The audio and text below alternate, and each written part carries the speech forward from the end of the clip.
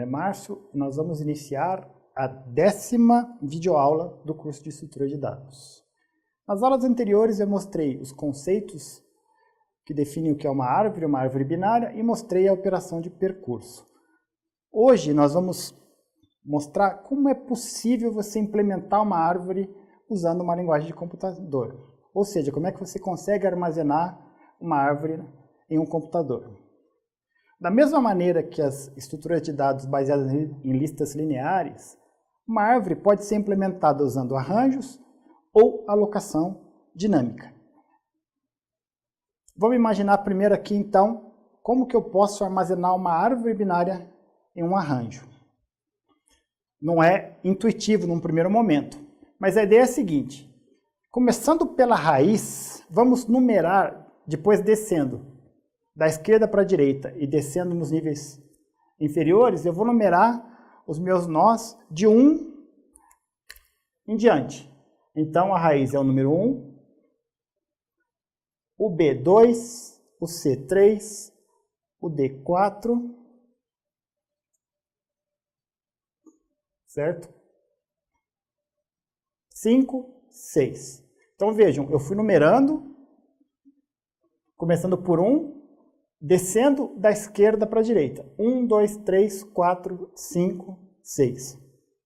Quando eu faço esse esquema de numeração, eu consigo deduzir algumas expressões matemáticas, que são as seguintes. Se um elemento, usando esse esquema de numeração, se um elemento está numa posição P, por exemplo,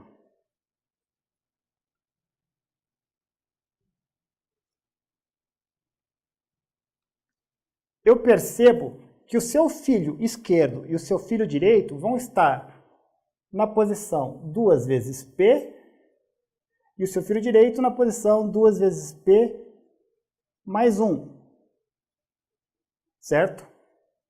O filho do nó que está na posição 1 vai estar na posição 2 vezes 1, que é 2. 2 vezes 1 mais 1, que é 3. Isso vale para todos os elementos, todos os nós da árvore. Vale para esse, assim por diante. Então, usando essa representação matemática, eu consigo colocar os elementos da minha árvore no meu arranjo. Então, o A está na posição 1, o B está na posição 2, o C está na posição 3, o D está na posição 4, o E está na posição 5, e o F está na posição 6. A única questão aqui é que essas equações elas têm que ser respeitadas. Então, vamos imaginar, em todos os casos, vamos imaginar um caso onde não exista o elemento filho esquerdo do C. E o F fosse o filho direito do C. Certo? Nesse caso, para eu calcular a posição onde o F seria inserido no arranjo, eu tenho que fazer o pai dele, multiplicar por 2 e somar 1. 2 vezes 3, mais 1. Então, a posição do F seria a posição 7. De maneira que a posição 6 do arranjo ficaria vazia mesmo. Certo? A posição 6 seria ocupada quando o nó fosse inserido como filho esquerdo do C. Então, usando essa ideia, você consegue armazenar uma árvore binária usando um arranjo. E olhando esse exemplo simples, nós já percebemos um problema que pode acontecer. Quando a árvore está toda fechada, você vai conseguir aproveitar muito bem o arranjo. Mas à medida que a árvore começa a crescer para um lado só, por exemplo, se eu começo a ter elementos só aqui para o lado direito, vão começar a aparecer muitos buracos no arranjo, certo? De posições que não vão ser ocupadas. Isso acaba gerando, depois de um certo tempo, algum desperdício de memória, certo? Porque,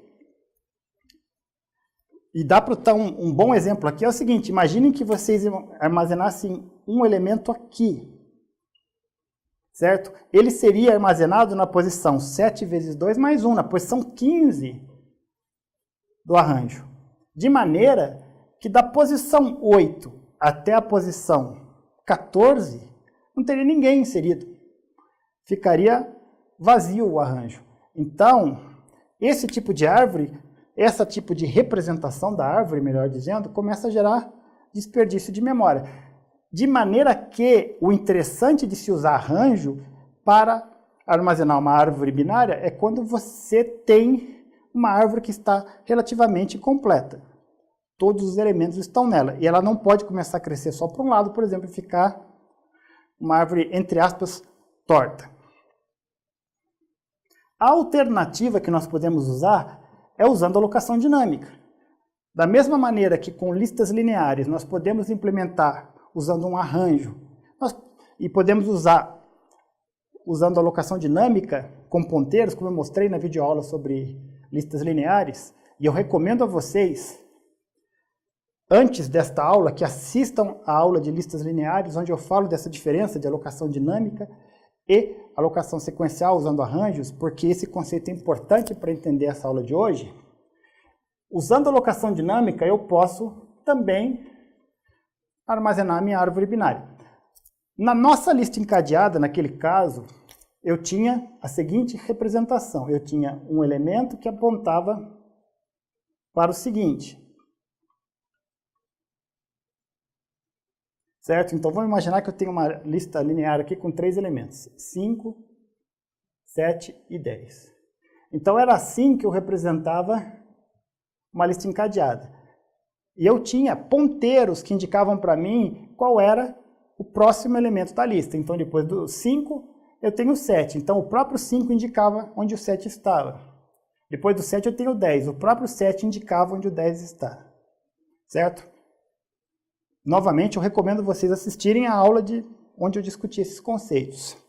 Com a árvore binária vocês vão fazer a mesma coisa. Só que em vez de ter apenas um ponteiro, vocês vão precisar de 2. Porque cada elemento vai estar ligado a ele 2 elementos. Certo? Então, na hora que eu for representar isso na memória do computador, eu vou ter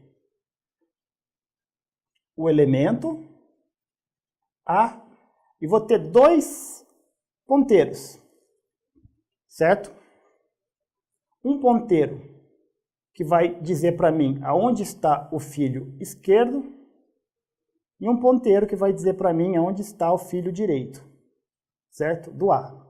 Mesma coisa com o B. Eu vou ter um ponteiro que vai indicar onde está o D, e como o D é um nó folha, ele não tem filhos, os 2 ponteiros vão indicar endereços nulos, ou seja, a árvore termina aí. Mesma coisa com o B. Eu vou colocar o E aqui. Também. O C não tem filho esquerdo. E o filho direito do C, o F. Essa representação que usa alocação dinâmica, ela não desperdiça memória. Certo? E ela também não tem o problema que o arranjo tem de ter um tamanho máximo, que eu já discuti isso nas aulas a respeito de lista linear. Quando eu vou armazenar uma árvore no arranjo, eu sempre vou ter um tamanho máximo para essa árvore.